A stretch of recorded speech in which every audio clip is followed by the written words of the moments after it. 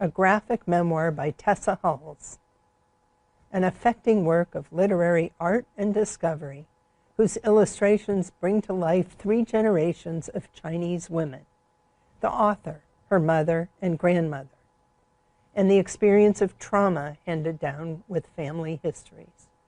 I Heard Her Call My Name, a memoir of transition by Lucy Sant, a questioning yet clear-eyed narrative of the author's journey to become who she is from who she once was, set against a vanished New York City that is profoundly part of her past. And the prize goes to Feeding Ghosts, a graphic memoir by Tessa Hulse.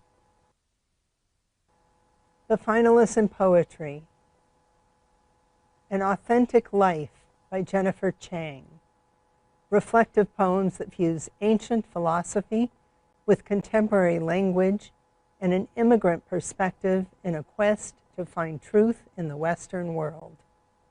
New and Selected Poems by Marie Howe, a collection drawn from decades of work that mines the day-to-day modern experience for evidence of our shared loneliness, mortality, and holiness.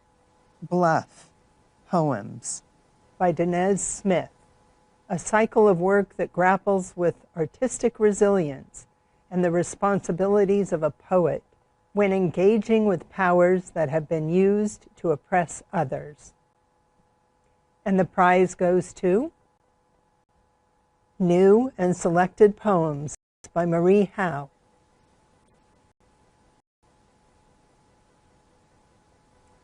The finalists in general nonfiction. To the Success of Our Hopeless Cause, The Many Lives of the Soviet Dissident Movement by Benjamin Nathans. A prodigiously researched and revealing history of Soviet dissent, how it was repeatedly put down and came to life again, populated by a sprawling cast of courageous people dedicated to fighting for threatened freedoms and hard-earned rights. Until I Find You, Disappeared Children and Coercive Adoptions in Guatemala by Rachel Nolan, a focused, extensively reported study of how between 1977 and 2007, Guatemala became the second largest source of foreign adoptions in the world, a breeding ground for racism, greed, and exploitation. I Am on the Hit List, A Journalist's Murder and the Rise of Autocracy in India by Rollo Romick, a captivating account of a crusading South Indian's murder, a mystery rich in local culture and politics that also connects to such global themes as authoritarianism, fundamentalism, and other threats to free expression. And the prize goes to the Success of Our Hopeless Cause, The Many Lives of the Soviet Dissident Movement by Benjamin Nathans. The finalists in music.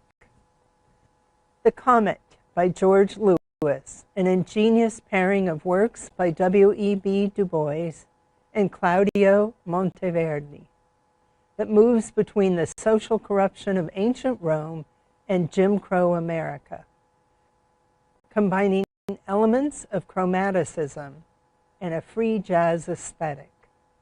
Sky Islands by Susie Ibarra, a work about ecosystems and biodiversity that challenges the notion of the compositional voice by interweaving the profound musicianship and improvisational skills of a soloist as a creative tool. Jim is Still Crowing by Jalalu Calvert Nelson, a series of musical scenes, each using a variety of techniques and textures to convey the ongoing battle against second-class citizenship for Black and brown people, and their struggle for acceptance, a challenging and meaningful work. And the prize goes to Sky Islands by Susie Ibarra. The finalists in fiction are Headshot, a novel by Rita Bullwinkle about 8 young women that examines the competitors' personalities through their fighting styles, a taut narrative about the struggle to determine one's own fate.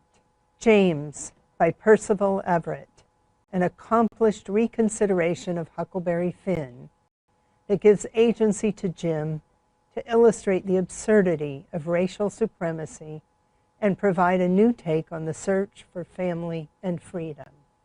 Mice, 1961, by Stacy Levine, a novel set in the Cold War era about 2 orphaned half-sisters, a boarder, and the neighbors who surround them, a stylized and startling depiction of lives lived at the high pitch of emotion in the shadow of global catastrophe.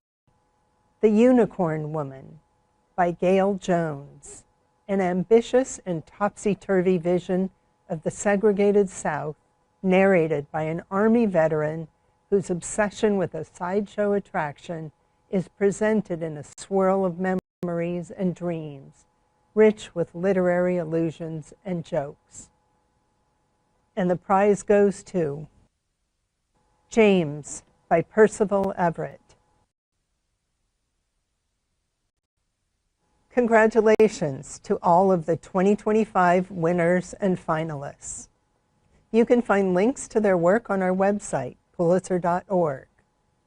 And while you're there, you can check out Pulitzer on the Road, our new initiative where you can watch Pulitzer winners discuss their work or listen to them on our podcast. Thank you.